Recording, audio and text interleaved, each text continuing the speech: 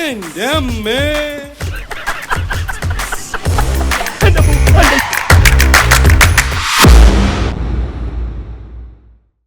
എത്രയും പെട്ടെന്ന് എനിക്ക് അവളെ റേപ്പ് ചെയ്യണം. ആരെ? വണ്ടി വിടാൻ.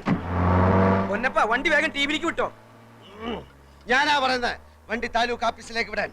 ഇനി സാഗറിനെ നഷ്ടപ്പെടാൻ ഒന്നുമില്ല. കള്ളക്കേസിൽ അഴിയെണ്ണുന്നതിനേക്കാൾ എത്രയോ ഭേദമാണ് അനേകം ദൃക്സാക്ഷികളുടെ മുന്നിൽ വെച്ച് യഥാർത്ഥത്തിൽ റേപ്പ് ചെയ്തിട്ട് പൊട്ടിച്ചിരിച്ചുകൊണ്ട് കൊലക്കേർ കഴുത്തിലിടുന്നത്. സാഗറെ താനൊന്ന് അടങ്ങ്. തനിക്കൊന്നും നഷ്ടപ്പെടാനില്ലായിരിക്കാം, പക്ഷെ അനേക ലക്ഷം വായനക്കാരുടെ സ്ഥിതി അതല്ല. എന്റെ സ്ഥിതി അതല്ല. തന്റെ നോവൽ അച്ചടിച്ചു വിടുന്ന വാരിക മുതലാളിമാരുടെ സ്ഥിതി അതല്ല. താൻ ജനങ്ങളുടെ കണ്ണിലുണ്ണിയാണോ? എന്നെ പിന്തിരിപ്പിക്കാൻ നോക്കണ്ട.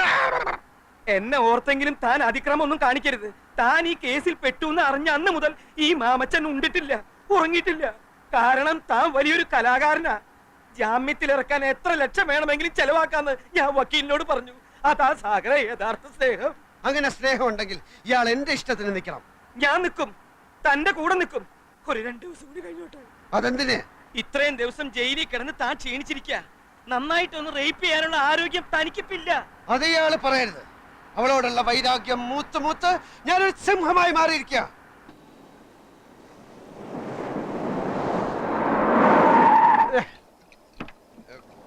ഇതെവിടാ സ്ഥലം? ഇത് ടിബിയാ. അപ്പൊ താലൂക്ക് ഓഫീസ്? ഒന്ന് ഇറങ്ങ് സാഗറെ. എന്നോട് ആജ്ഞാപിക്കുന്നത് അപേക്ഷിക്കും. ആ അപേക്ഷിക്കണു, ഒന്ന് ഇറങ്ങ്. താലൂക്ക് ഓഫീസിൽ പോകണം. താലൂക്ക് ഓഫീസിൽ രണ്ടെണ്ണം കൂടി അടിച്ചിട്ട് പോയാ പോരെ. ഇതാ നോവലിസ്റ്റ് അല്ലേ തഹസിൽദാരെ റേപ്പ് ചെയ്ത? അതേടാ, തഹസിൽദാരെ റേപ്പ് ചെയ്ത അതേ നോവലിസ്റ്റ് എന്നാ ഞാൻ. നിന്റെ സ്വന്തത്തിൽപ്പെട്ട വല്ലവരും വന്ന് ഞാൻ റേപ്പ് ചെയ്യണോ? പറയടാ. സ്വന്തത്തിൽപ്പെട്ട ആരും ഇല്ലെന്ന്. നിന്റെ സ്വന്തത്തിൽപ്പെട്ട ആരെങ്കിലും വന്ന് ഞാൻ റേപ്പ് ചെയ്യണോ? റേപ്പ് ചെയ്യണോ? ഇങ്ങോട്ട് കിടക്ക്. ഇന്ന് വരെ ഒരു ഈച്ചയെ പോലെ റേപ്പ് ചെയ്യാത്ത എന്നെ എല്ലാരും കൂടെ റേപ്പിസ്റ്റ് ആക്കി. എനിക്ക് റേപ്പ് ചെയ്യണം. കാലുമ്മ കയറി പിടിക്കണേ, ചവിട്ട്. എനിക്ക് റേപ്പ് ചെയ്യണേ. എന്താ ഈ സാധനം?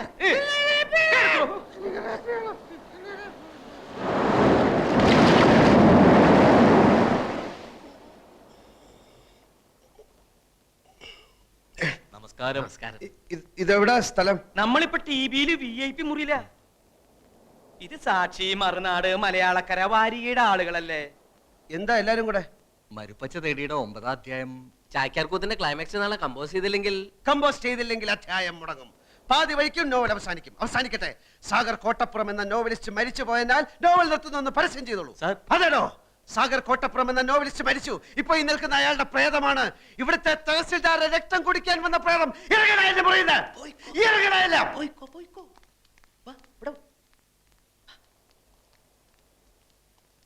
മുള്ള മുട്ടയിക്കുമ്പോഴാണ് ചാക്യാർ കൂത്ത്. റാസ്കൽസ്.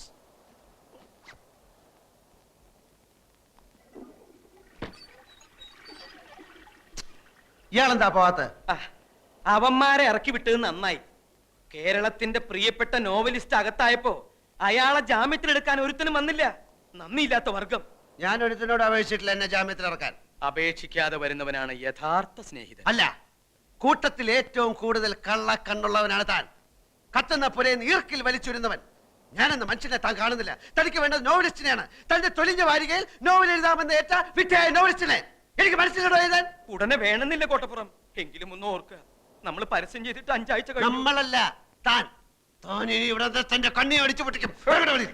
എന്റെ കർത്താവ്, എന്റെ മഞ്ചാടിയുടെ ഭാവി. എനിക്ക് പൊതിരെ തല്ല് കിട്ടി. എവിടുന്നാ? കല്ലേറ് കൊള്ളാത്ത ഒരവയവം ഇപ്പൊ ഈ ശരീരത്തിലില്ല. താൻ പിന്നെയും അവളോട് മാപ്പ് പറയാൻ പോയോ?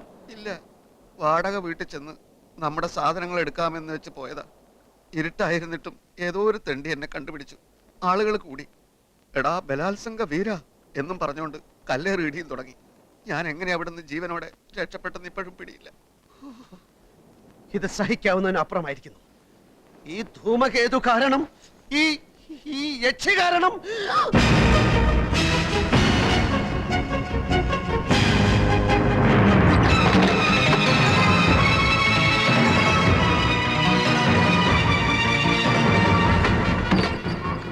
ഒറ്റയടിക്ക് അവളെ റേപ്പ് ചെയ്ത് നശിപ്പിക്കാൻ പാടില്ല. പൊന്മുട്ടയിടുന്ന താറാവിനെ അങ്ങനെ കൊല്ലാൻ പാടില്ലല്ലോ. ഇനി അങ്ങോട്ടുള്ള സാഗർ കോട്ടപ്പുറം എന്ന നോവലിസ്റ്റിന്റെ ചോദനകളെ ഉദ്ദീപിപ്പിക്കുന്ന പ്രചോദനമാണവൾ. എന്റെ മഷി പറ്റാത്ത തൂലിക കൊണ്ട് ഞാൻ അവളെ നിരന്തരം റേപ്പ് ചെയ്യും. മാമച്ച അനൗൺസ് ചെയ്തോളൂ. അടുത്ത ആഴ്ച മുതൽ പുതിയ നോവൽ ആരംഭിക്കായി. നോവലിന്റെ പേര് ഒരു ഗസറ്റഡ് യക്ഷി. ഒരു ഗസറ്റഡ് യക്ഷി. ഒരു ഗസറ്റഡ് യക്ഷി. എന്റെ കർത്താവേ, എന്തൊരു പുതുമയുള്ള പേര്, ഒരു ഗസറ്റഡ് യക്ഷി. നന്ദി കോട്ടപ്പുറം, നന്ദി. ഞാൻ ഈ നിമിഷം പോകുന്നു, ലോകത്തെ മുഴുവൻ ഇക്കാര്യം അറിയിക്കാൻ പോകുന്നു. സാഗർ കോട്ടപ്പുറത്തിന്റെ ഒരു ഗസറ്റഡ് യക്ഷി. അടുത്ത ലക്കം മുതൽ സാഗർ കോട്ടപ്പുറത്തിന്റെ ഏറ്റവും പുതിയ നോവൽ ഒരു ഗസറ്റഡ് യക്ഷി.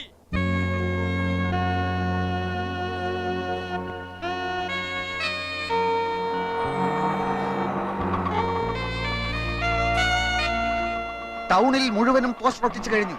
സാഗർ കോട്ടപ്പുറം എഴുതുന്ന സർവീസ് സ്റ്റോറി ഗസറ്റഡ് രക്ഷി. ആ തഹസിൽദാർ പൂതനയുടെ അതേ മുഖമാണ് പോസ്റ്ററിൽ. താലൂക്ക് ഓഫീസിന്റെ ചുവരിലൊട്ടിച്ച പോസ്റ്ററിന്റെ മുമ്പിൽ അവളുടെ ജീപ്പ് വന്ന് നിൽക്കുന്നതും പോസ്റ്റർ കണ്ടവൾ നടുങ്ങുന്നതും ഞാൻ നേരിട്ട് കണ്ടു. എന്താണ് അവളുടെ അടുത്ത് നീക്കമെന്നറിയാൻ ഞാൻ കാത്തുനിന്നു. 5 മിനിറ്റ് കഴിഞ്ഞില്ല, പ്യൂൺ വെളിയിൽ വരുന്നു, പോസ്റ്റർ വലിച്ചു കീറുന്നു. ഞാൻ നേരെ മാമച്ചന് ഫോൺ ചെയ്തു. ഉച്ചക്ക് മുമ്പ് അതേ ചുമരിൽ പോസ്റ്റർ വീണ്ടും ഒട്ടിക്കുമെന്ന് മാമച്ചൻ എനിക്ക് വാക്ക് തന്നിരിക്കുക.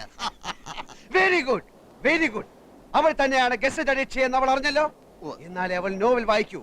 വായിച്ചാലേ എഴുത്തുകാരന്റെ തൂലികയുടെ ശക്തി ആ ശൂർപ്പണഖ അറിയൂ. അതെ, അതിരിക്കട്ടെ, നമ്മുടെ കഥ എവിടം വരെയായി? താൻ ഞെട്ടരുത്. എന്താ? താനാണ് ഈ കഥയിലെ നായകൻ. ആണോ? അതെ, കാരണം ഇതിലെ നായകന് സൗന്ദര്യം ആവശ്യമില്ല. മത്തങ്ങ പോലൊരു മുഖമാണ് വേണ്ടതെങ്കിൽ തനിക്കും നായകനാകാം. ഈ വിഷയം നമുക്ക് പിന്നീട് ചർച്ച ചെയ്യാം. അല്ലെങ്കിലും ഇതൊരു നായക പ്രാധാന്യമുള്ള കഥയാണ്. അടിമുടി അവളാണ്. അവളുടെ കൗടില്യങ്ങളുടെ കഥയാണ്. ആദ്യ ഭാഗം ഞാൻ വായിക്കാം. സാധാരണ പൈങ്കിളി നോവലിലെ പോലെ ആമുഖമോ വർണ്ണനകളോ ഇല്ല. അവളുടെ അന്തരാളത്തിലേക്ക് നേരിട്ട് കിടക്കുകയാണ് നോവലിസ്റ്റ്. ഇവൾ അനിത. പുതിയ തലമുറയിലെ പെൺകുട്ടികളുടെ ആസൂത്രണ മനോഭാവത്തിന്റെ കഥ ഇവളിൽ നിന്ന് തുടങ്ങുന്നു. ഇവളിൽ പ്രണയത്തിന്റെ ലോലഭാവങ്ങളില്ല. മനുഷ്യബന്ധം, ദയ, കാരുണ്യം തുടങ്ങിയ വികാരങ്ങൾ ഇവൾ കന്യം. നേട്ടങ്ങളിൽ മാത്രമാണ് നോട്ടം. കീഴടക്കല്ലാണ് ഇവളുടെ സംതൃപ്തി. സൗന്ദര്യമാണ് ഇവളുടെ വജ്രായുധം. ഒരേ സമയം പല കാമുകന്മാരുടെയും വിശ്വസ്തയായ കാമുകി. നഗരത്തിന്റെ ശാപമെന്നല്ല അതെന്തു പറയാൻ. ഇന്നവൾ ഇവിടെ municipal commissioner.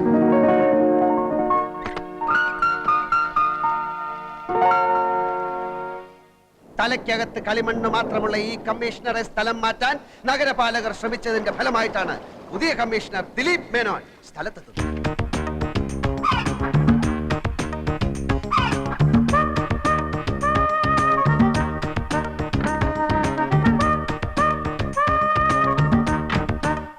Hello, mister Dileep Menon.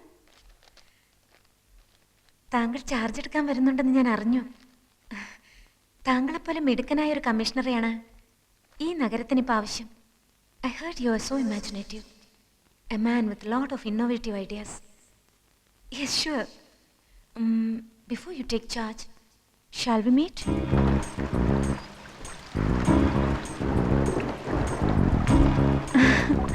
എന്തിനാണ് വരാൻ പറഞ്ഞത്? ആദ്യം അകത്തോട്ട് കടന്നിരിക്കൂ. പറയാനുള്ളത് പറയൂ. ഒരുപാട് പറയാനുണ്ട്. എങ്കിൽ ഞാൻ നാളെ വരാം. ഈ അസമയത്ത് മഴ നനയാതെ അകത്ത് വന്നിരിക്കൂ ദിലീപ്.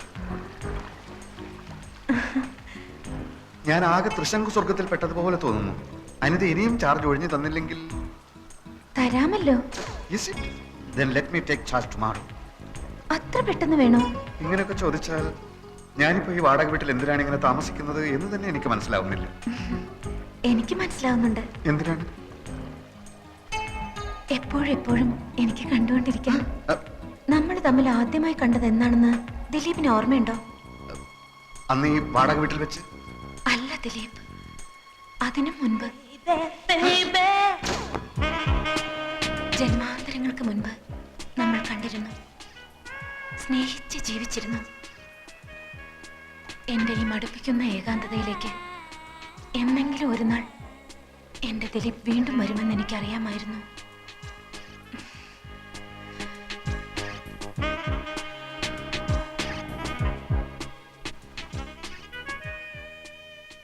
തനിക്ക് എന്താണ് സംഭവിക്കുന്നതെന്ന് ദിലീപ് മേനോന് നിശ്ചയമുണ്ടായിരുന്നില്ല. അന്ന് വരെ പരസ്ത്രീ സ്പർശം അറിഞ്ഞിട്ടില്ലാത്ത ദിലീപ് മേനോൻ ഒരു സ്വപ്നത്തിലേക്ക് വഴുതുകയാണ്. പാവം മേനോൻ കമ്മീഷണർ അനിതയുടെ കാപട്യം അറിയാതെ ആ നിമിഷത്തിൽ അവളെ പ്രണയിക്കാൻ തുടങ്ങി. അന്നേരം ഒരു സർക്കസുകാരിയുടെ മെയ്വഴക്കത്തോടെ ദിലീപ് മേനോനിൽ അനിത പടർന്നു കയറി